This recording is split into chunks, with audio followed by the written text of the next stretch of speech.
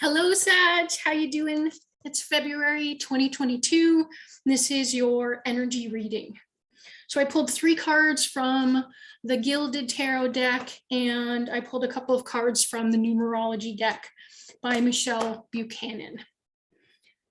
So we'll kind of get a mixed bag for you. I just did the Taurus reading, and they kind of had a mixed bag too. So the first card that came through for you was the Moon card. So we see the very full moon. We see these 2 pillars on either side, which can be the 11. So maybe you've been seeing repeating numbers. They're kind of shooting light up into the sky. When you see 11s, they're about the 2 different paths that you walk in this lifetime. You walk the human path. You also walk the spiritual path. And it can be a combining and balancing both those different paths or both those aspects of yourself.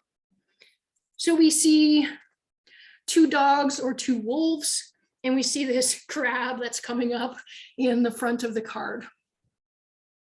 So this can definitely have many different meanings.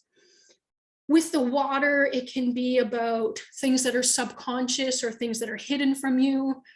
The moon, as well as the water and the crab, can be about feelings that you might be hiding. They can be emotional or intuitive. With the moon card, I feel like you're just coming out of something that was a little bit heavy. And now it's almost like you're feeling a little bit of a reprieve, and you're feeling like life has more balance or more harmony to it.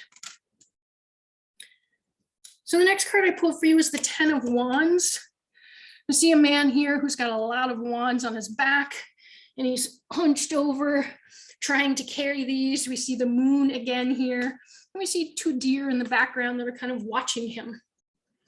So this card often represents too many burdens, usually at work. Sometimes our burdens can be in our mind, and we could be thinking that things are impacting us more than they really are. And sometimes we just have too many projects on the go, and we just can't seem to juggle them all. So what this is telling me is it's time to put something down, or it's time to delegate and have other people help you and support you. The next one that came through for you is the Justice card in reverse. So when we see justice this way, it can mean that justice is coming. Something that we thought was unfair is now being balanced. When we see justice in reverse, it doesn't exactly mean the opposite. It doesn't mean that things aren't fair. A lot of times what this can mean is you might be holding on to some kind of guilt or some kind of energy that's weighing you down and making you feel really heavy. So let's take a look at your numerology cards. We'll get a little bit more clarity there. So when I was shuffling the deck, the spirituality card came out in reverse, and I put it back in because that's the same card that Taurus had. And I was like, well, I must not have shuffled them enough. And of course I reshuffled, and the spirituality card came through in reverse again. So, it is what it is.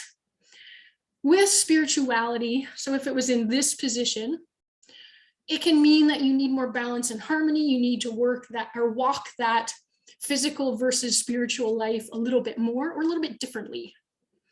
With this in reverse, it's telling me that you need to put aside focusing more on the spiritual for now and focus more on your human life and get it a little bit more sorted before you go back to focusing on the spiritual side. So the forgiveness card also came in for Taurus. So take a look at the Taurus reading if you have any Taurus in your chart. So with the forgiveness card in the upright position, it can often mean that you need to forgive a situation or another person.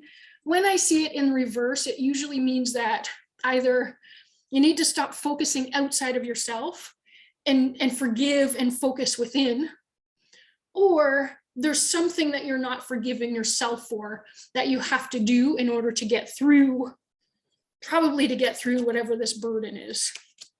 And the last card that came through, financial discipline. Definitely, it feels like working might actually have created some extra finances for you. So if that's the case, spend them wisely, invest them in something, do what feels right and like responsible, even though I know that's not always the way a Sag wants to operate, but be a little bit disciplined with the extra money that you have. All right, Sagittarius, thank you so much for your time and your energy. Remember that this is a general reading. Take what resonates and leave the rest. Have a fabulous February.